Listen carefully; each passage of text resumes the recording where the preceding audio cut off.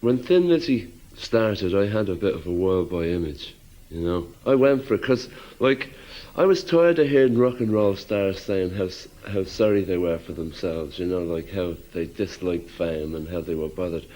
I jumped at it, you know, I was famous. I really went for it, hook, line and sinker.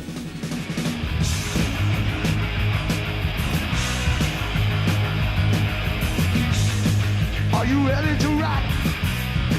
Are you ready to rip it up? You know what I'm talking about? Are you ready to give it up?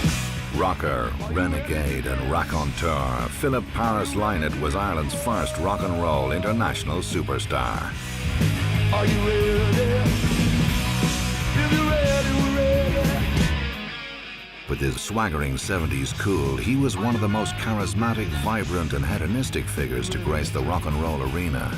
He was the ultimate Irishman, the cool black dude. I mean, you couldn't make him up. He put Irish music on the map. Are you ready to rock? He was a multifaceted, gregarious hedonist.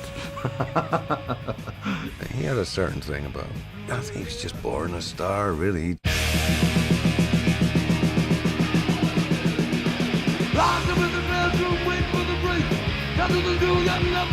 Leader of Thin Lizzy, Phil Lynott was a true rock and roll animal, but he was never the one-dimensional headbanger or one to conform to the Neanderthal heavy metal stereotype. He had a very shy side to him, very romantic and poetic.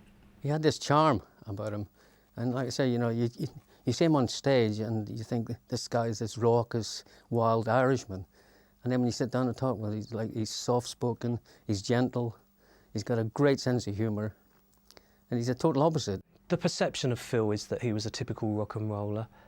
He'd probably like everybody to have believed that. His arrogance was a shield for his vulnerability. Beneath that macho rock exterior, there lurked a fragile, complex character, a hopeless romantic dogged by deep insecurities. To talk about Philip's insecurities,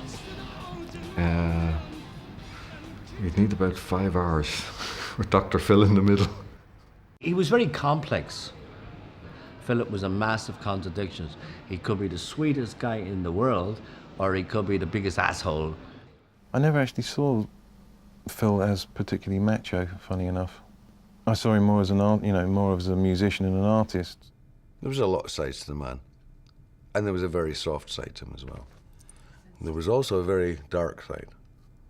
You wouldn't want to piss him off, because I did several times. And obviously I backed off because he'd much too big. He'd have killed me. With a mixture of immense talent and determination, Phil Lynott is responsible for some of the most powerful rock music of the 70s and 80s, including Whiskey in the Jar, The Boys Are Back in Town, and Dancing in the Moonlight.